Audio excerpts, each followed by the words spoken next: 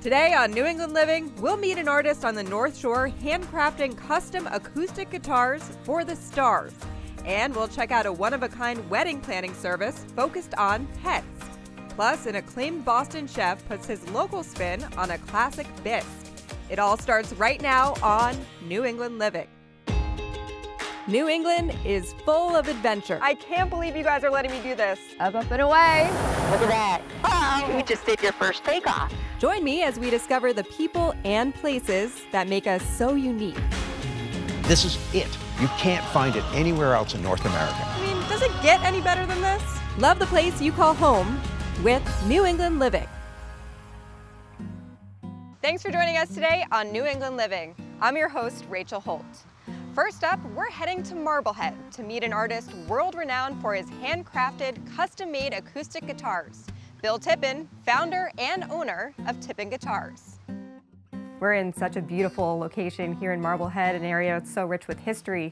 The USS Constitution used to actually park right outside this shop. So as far as your history here, what is your background and how did that lead you to this? I had a business repairing yachts. In the summertime, it was slow. So I started building guitars here in a little room down the hall. I continued to do that, and it just developed into me moving into this shop here, and I've been here for about 38 years. You have 4 original models here. What are they and how do they differ? They range in size. That's primarily what makes the difference. All of my guitars are named after the Latin forms of music expressions. The smallest one is called a staccato.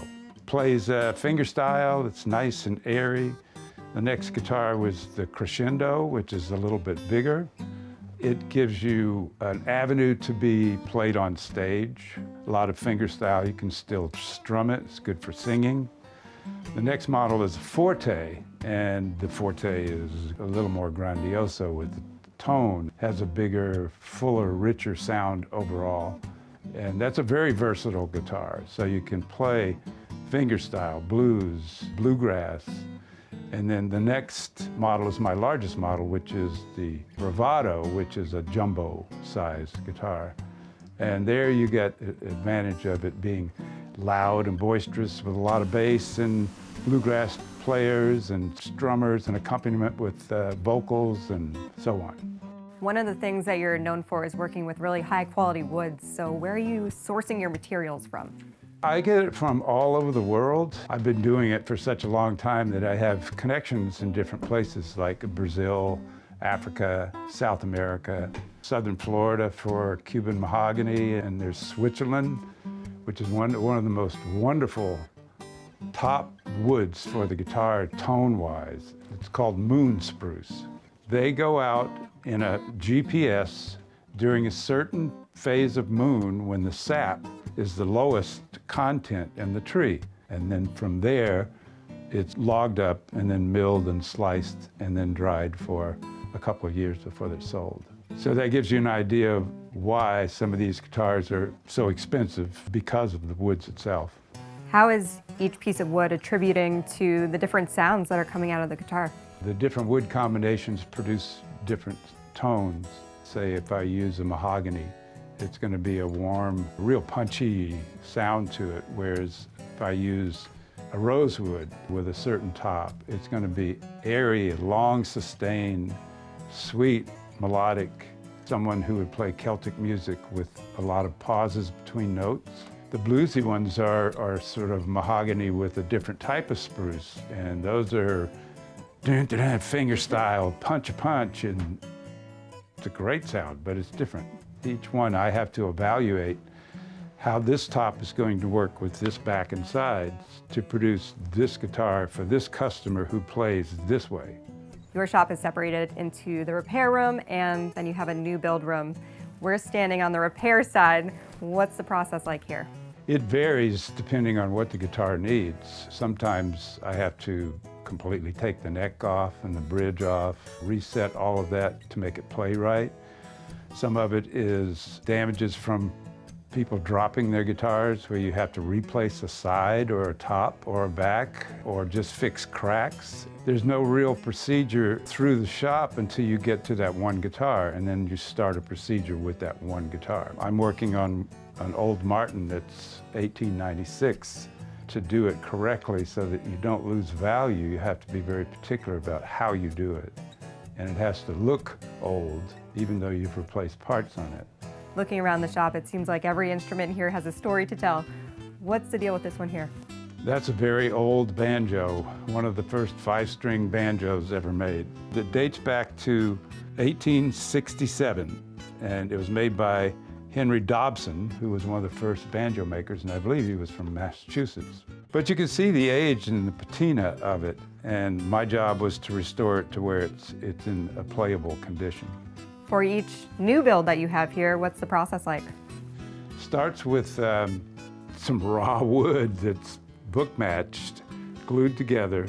The sides are bent for the crescendo or what have you. Then you put that all into a mold called the builder's mold, and that holds the shape.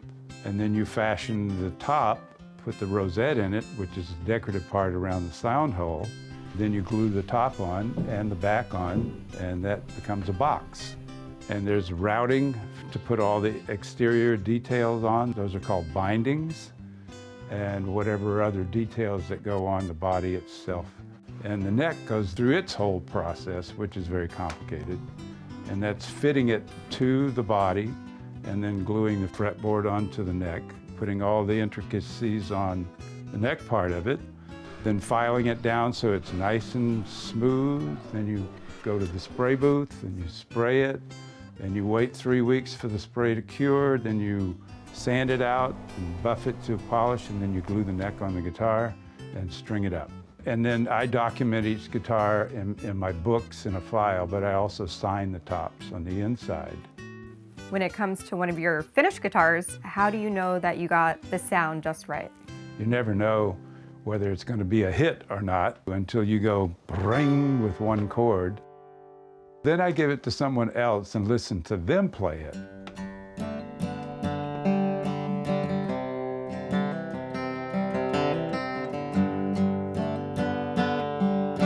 The final reward is when I give it to the customer and the customer plays it.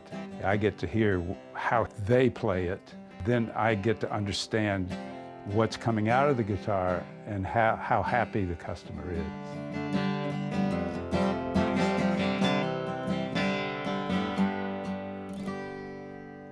You've worked with some very high-profile clients. Can we ask you to name drop a little bit? Yeah, sure. Jewel, Adam Sandler, Gene Simmons, Steve Earle, Bonnie Raitt, Kenny Chesney, Neil Young, and it goes on from there. Describe that feeling of coming down, sitting down, and getting to work on one of these guitars on a day-to-day basis. It's totally addictive. I've done it so long that you think you know everything. It's very tedious and exhausting, but it's so satisfying. The end result is it's a euphoric kind of feeling to fashion something the way that I want it to be, and then people lavish over it and spend money for it. I mean, that's kind of like a feather in my cap. Coming up after the break, part pet training, part wedding planning. We'll check out a unique service grooming furry family members for the biggest day of your life when New England Living returns after this.